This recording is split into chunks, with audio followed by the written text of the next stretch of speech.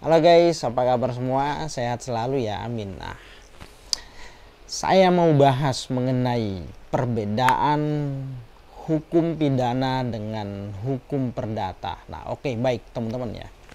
Perbedaannya di mana sih? Ya, tonton terus video ini sampai selesai. Nah, oke. Nah, baik. Teman-teman, sobat semua, perbedaan antara hukum perdata dengan hukum pidana. Nah, kalau hukum perdata itu ya sifatnya hukum privat ya, teman-teman ya. Hukum privat, hukum yang mengatur antara orang dengan orang ya. Nah, lalu kemudian kalau hukum pidana itu hukum publik yang mengatur negara, pemerintah dengan masyarakatnya. Nah, apabila ada masyarakat yang melanggar aturan, nah maka dapat sanksi. Nah, ada ketentuan larangan. Nah, larangan dan sanksi. Apabila larangan itu dilanggar, ada sanksinya. Nah, lain halnya ketika persoalan perdata, ranahnya privat. Ya, namanya hukum privat ya. Persoalan antara orang dengan orang. Nah, kalau persoalan antara orang dengan orang tidak mungkin negara ikut campur untuk mengurusi persoalan tersebut. Nah, kira-kira seperti itu ya, teman-teman ya. Nah, baik. Nah, mengenai hukum perdata, contoh misalkan dalam hal kasus perceraian. Ya, perceraian ya, ini kan hubungan orang dengan orang, suami dengan istrinya. Tidak mungkin negara ikut campur dalam persoalan itu. Ya, ataukah mungkin dalam kasus-kasus seperti yang lain, seperti misalkan utang piutang antara orang satu dengan orang yang lain, saling mengikatkan diri dalam suatu hubungan hukum, perjanjian utang piutang. Nah, manakala salah satu pihak telah lalai atau ingkar janji tidak membayar utangnya, maka timbul akibat hukum. Nah, negara tidak bisa hadir untuk memberikan punishment terhadap orang tersebut ya, kecuali ya, orang yang merasa dirugikan mau melakukan upaya hukum, itu baru bisa negara memfasilitasi ya. Memfasilitasi dalam bentuk apa ya? Ada pengadilan ya, seperti itu ya. Jadi misalkan kasus utang piutang kita laporkan dalam perkara pidana, tentu pihak kepolisian akan menolak perkara tersebut karena itu ranahnya privasi dan bukan kewenangan daripada pihak kepolisian. Maka pasti akan diarahkan untuk silakan gugat ke pengadilan negeri. Nah, kira-kira itu ya teman-teman ya.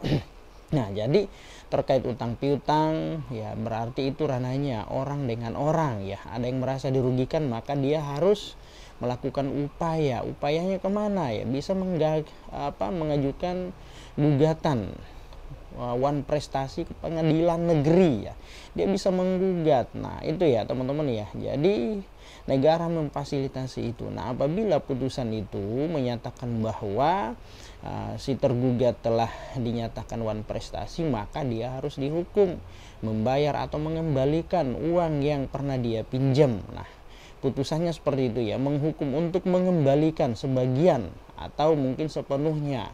Yang berbicara tentang kerugian ya, kerugian material di sini. Nah, itu ya kalau misalkan putusannya. Nah, putusannya itu tidak sifatnya tidak bisa dilakukan eksekusi dalam bentuk pidana atau di penjara, tidak ya, tetapi lebih condong pada penggantian kerugian terhadap kerugian yang timbul.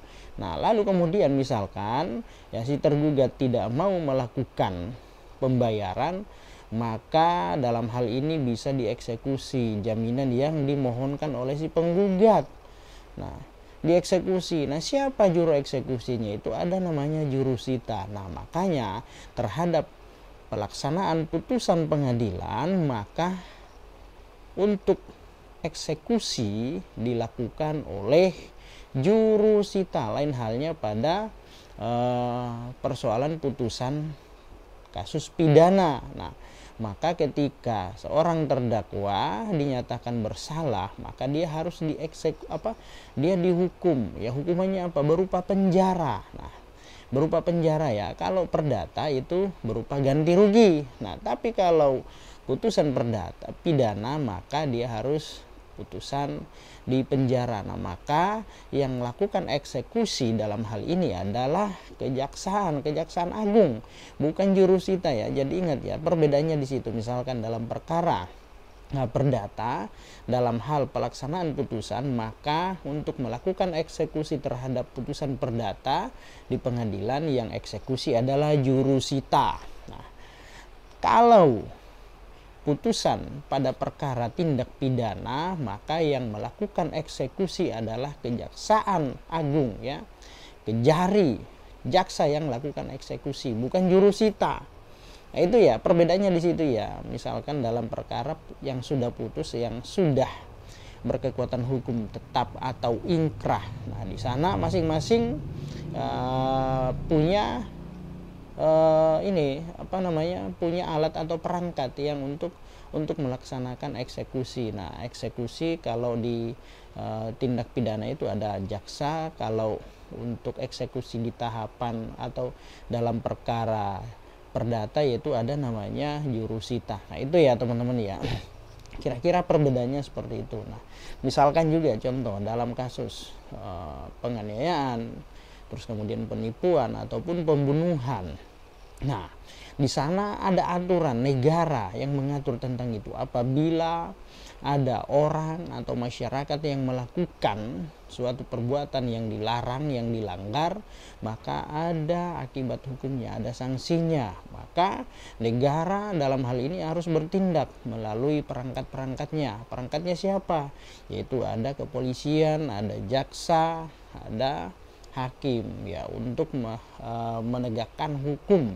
Nah, memberikan hukum terhadap orang yang melanggar ya. Melanggar apa? Melanggar perbuatan tindak pidana. Nah, itu kira-kira perbedaannya seperti itu ya teman-teman ya, Bapak Ibu ya semua ya. Jadi dapat diklasifikasikan ya. Itu hanya sebagian contoh kecil ya, masih banyak contoh-contoh besar terkait perbedaan antara hukum pidana dengan hukum perdata. Nah, dan juga hukum acaranya pun ya, kitabnya pun juga berbeda ya.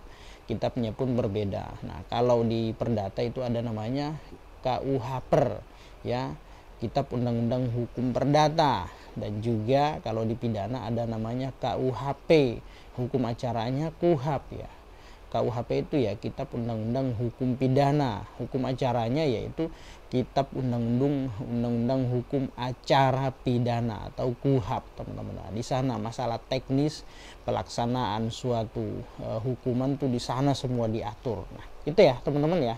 Semoga apa yang saya sampaikan ini bermanfaat untuk kita semua, menambah wawasan khazanah keilmuan pada bidang hukum. Nah, oke, demikian. Assalamualaikum warahmatullahi wabarakatuh. Salam keadilan.